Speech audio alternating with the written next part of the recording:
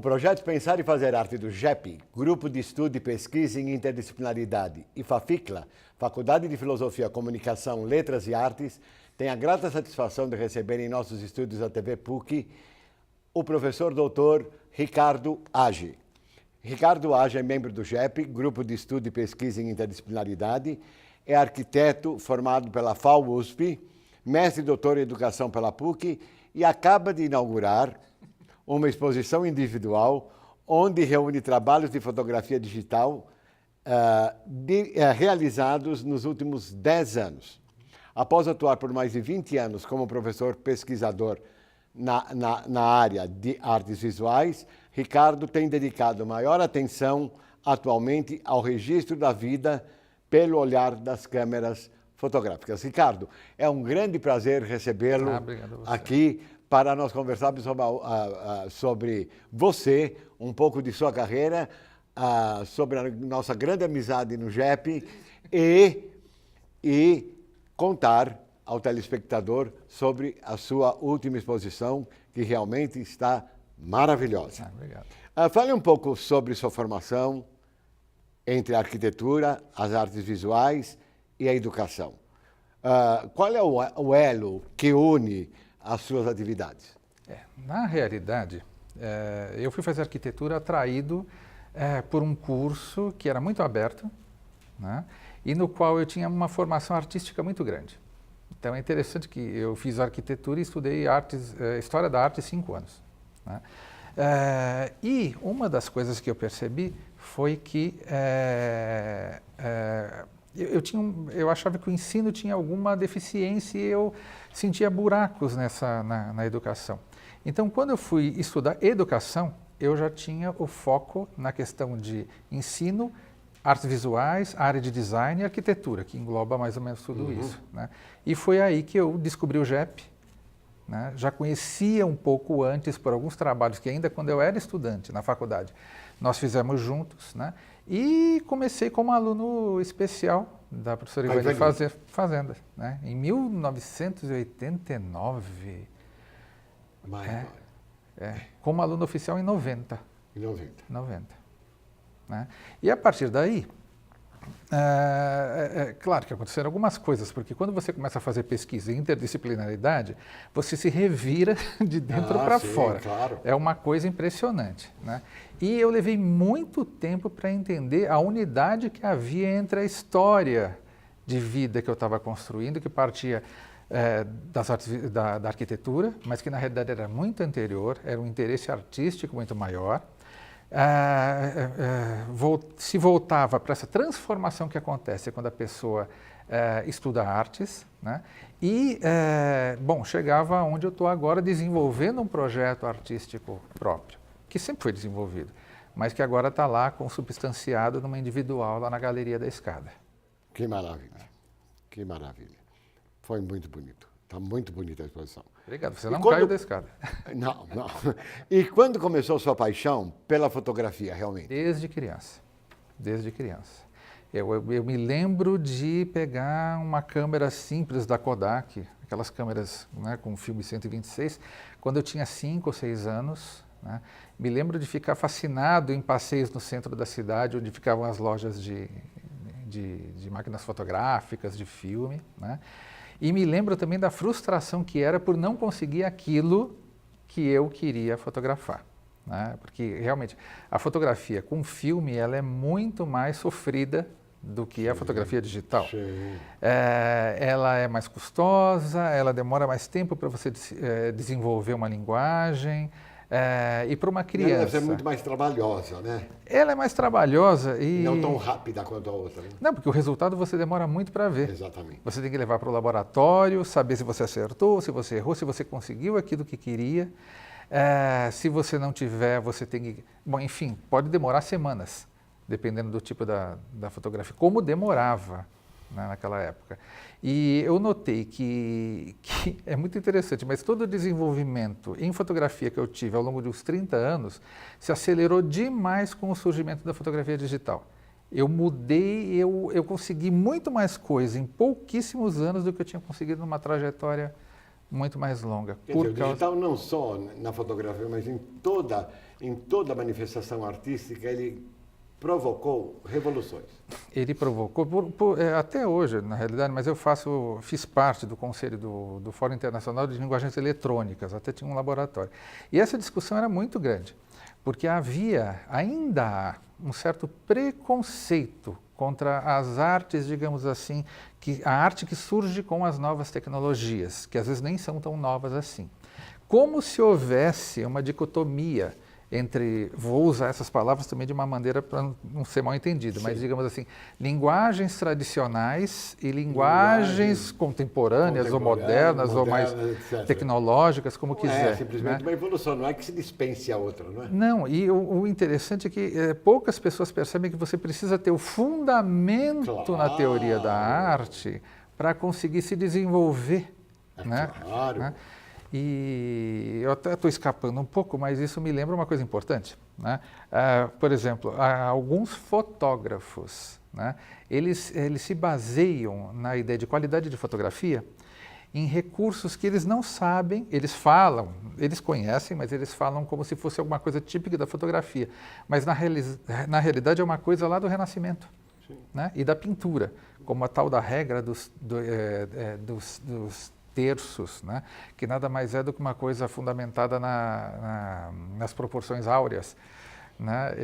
E na própria perspectiva, né? Então é muito interessante, porque a falta digamos assim, desse arcabouço teórico, histórico, faz com que às vezes se reconstrua dentro desses novos campos coisas que não precisariam ser reconstruídas, elas já estão formadas lá e por falta de conhecimento elas não são utilizadas.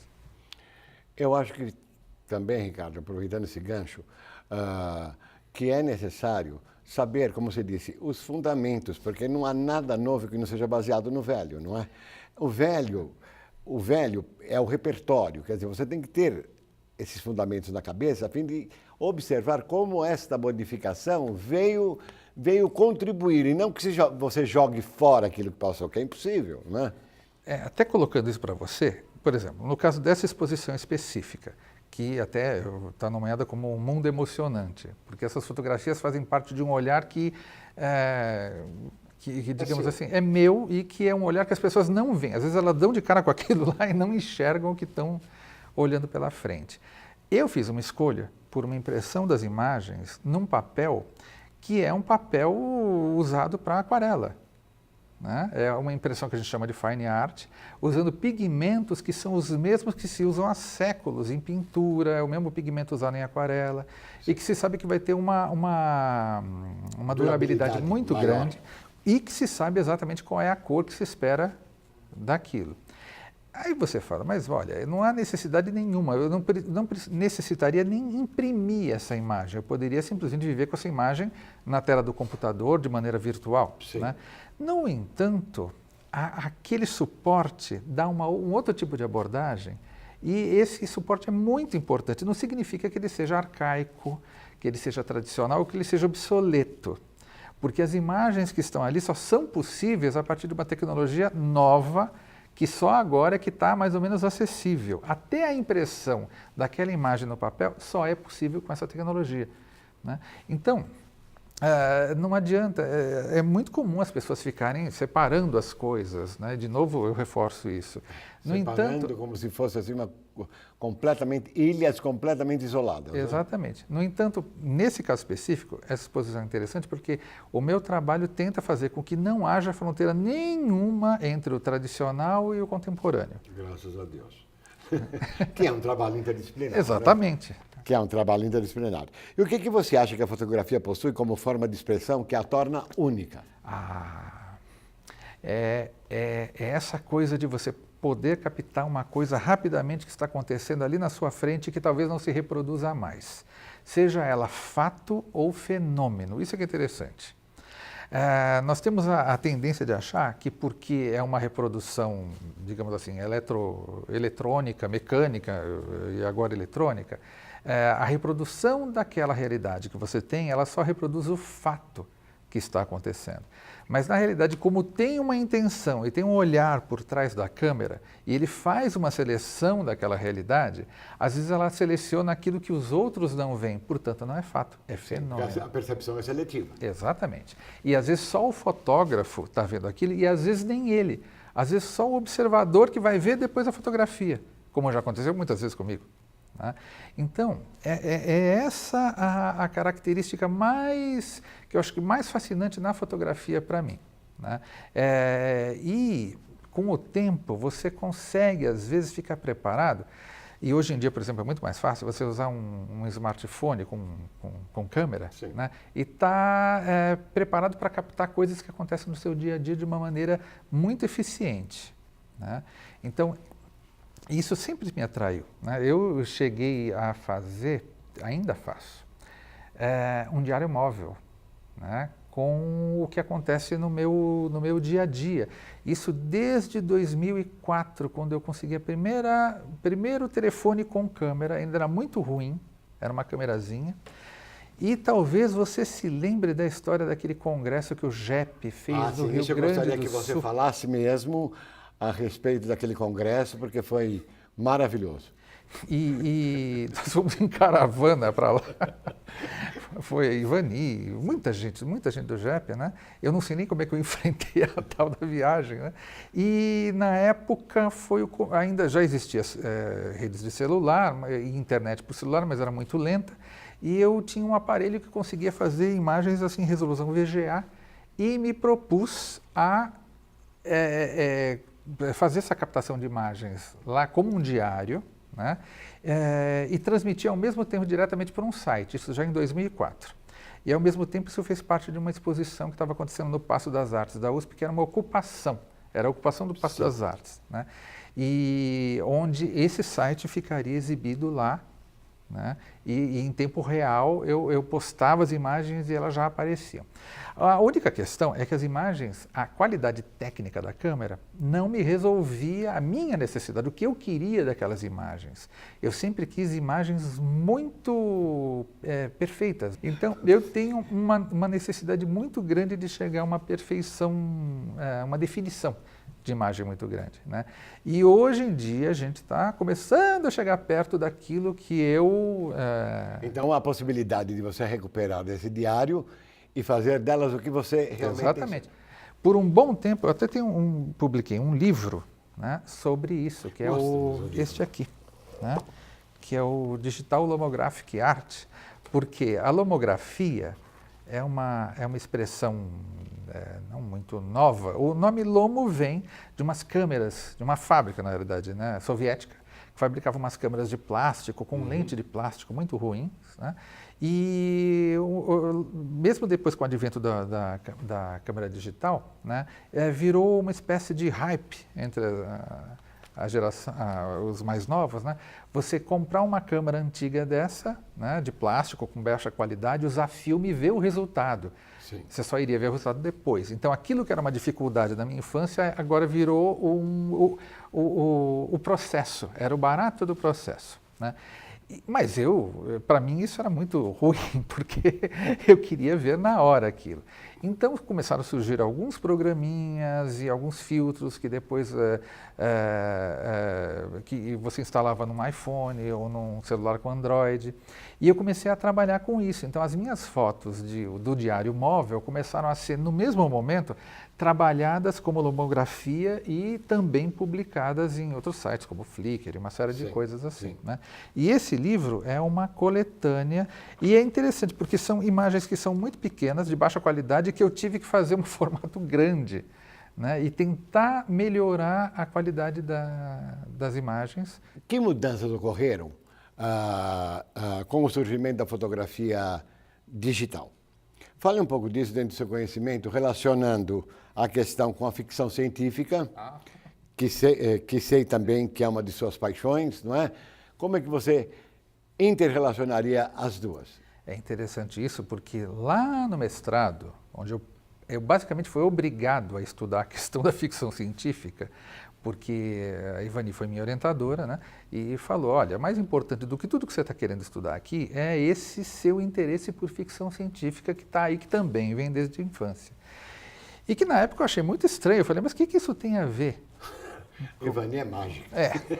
Sim, tinha muito a ver, mas eu fui ver, a ficha não caiu nem na finalização do mestrado, ela foi cair depois que eu terminei o doutorado. Doutorado, sim. E ainda está caindo, né? Então, basicamente tem uma coisa na ficção científica, e aí a gente vai para essa questão da fotografia, que é a inter-relação que existe entre ciência e arte. Essa inter-relação, ela, na ficção científica, funciona como medidor de qualidade dos textos. Então, é muito interessante, porque um bom livro, vou colocar bom entre aspas, que o que é bom para um pode não ser para outro, mas enfim, dentro da comunidade, no mundo inteiro, de ficção científica, um bom livro de ficção científica tem um equilíbrio muito grande entre os seus aspectos estéticos e o seu interesse narrativo e a fundamentação científica e o uso da razão. É muito interessante. Eu cheguei ao cúmulo, digamos assim, de dizer o seguinte, se você pegar um texto de ficção científica e tirar a ciência dele, ele vira nada. Mas se você pegar um texto de ficção científica e tirar a arte dele, ele também não vira nada.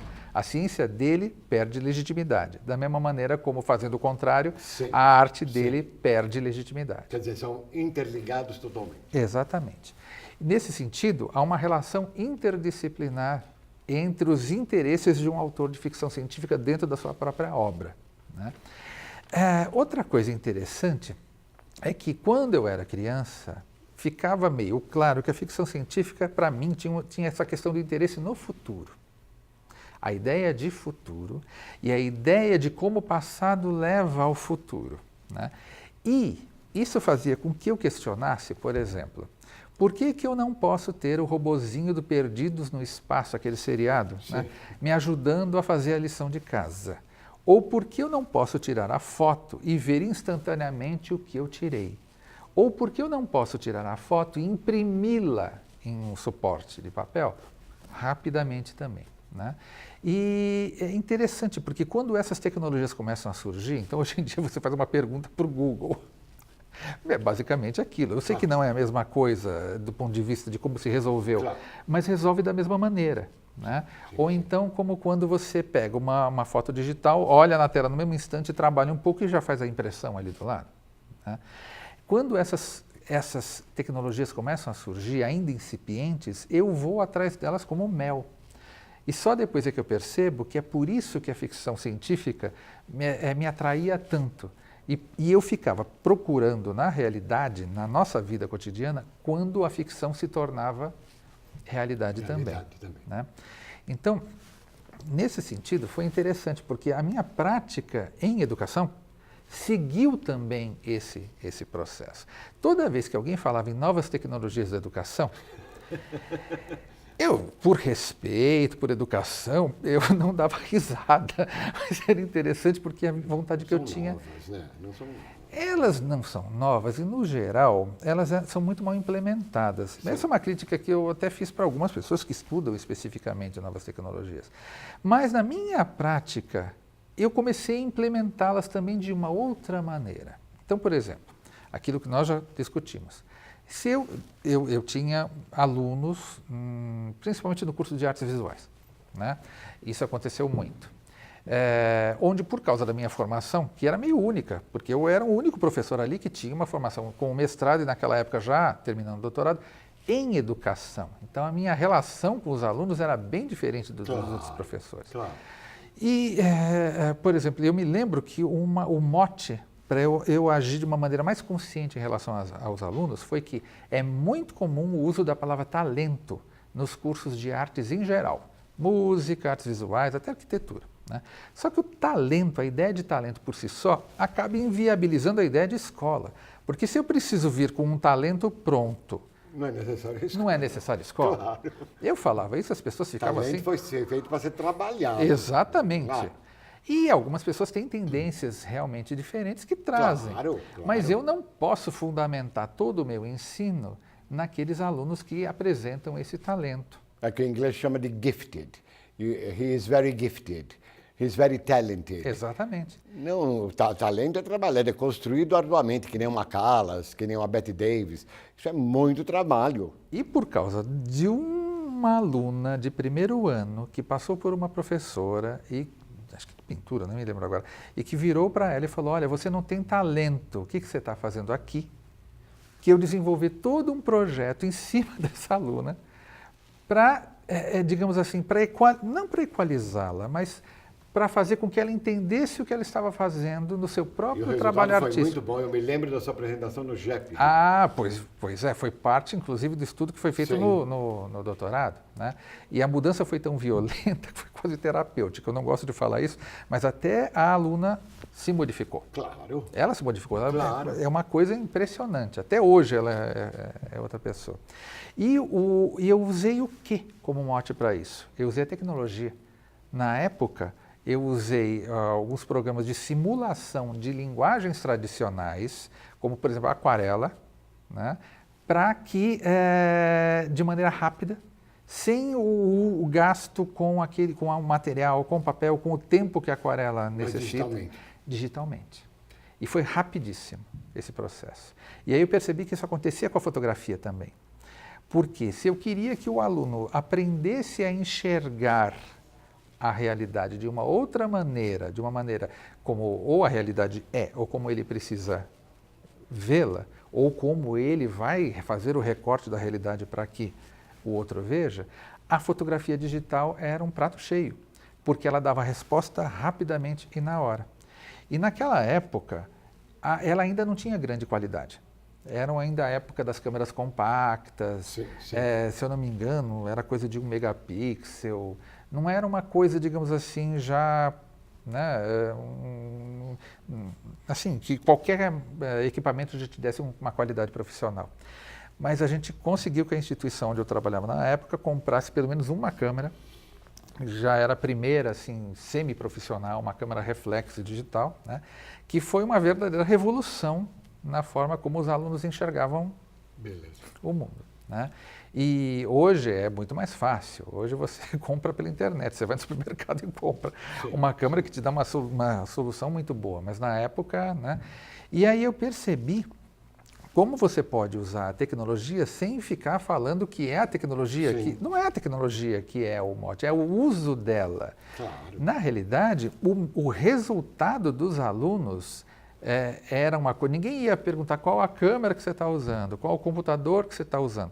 Claro que o interesse era grande. Claro, né? claro. Mas o interessante era você ver a modificação no trabalho do aluno e nele também. Agora, voltando a essa menina, que foi considerada como não talentosa, vamos dizer assim. A Maria, a gente deu o codinome Maria. O nome da Maria, exatamente. A Maria que não era talentosa e, obviamente, os resultados que você obteve foram mais rápidos do que se você tivesse usado, por exemplo, alguma coisa mais tradicional, não é? Sim, e também menos excludentes. Essa é a palavra. Porque quando a gente fala de artes visuais, ainda mais hoje em dia, onde você tem em alguns lugares a exclusão completa das linguagens tradicionais, por causa principalmente da arte conceitual. A ideia de conceito em si, ele é mais importante do que qualquer suporte para aquela ideia. Tá? O que também é válido, não tem problema.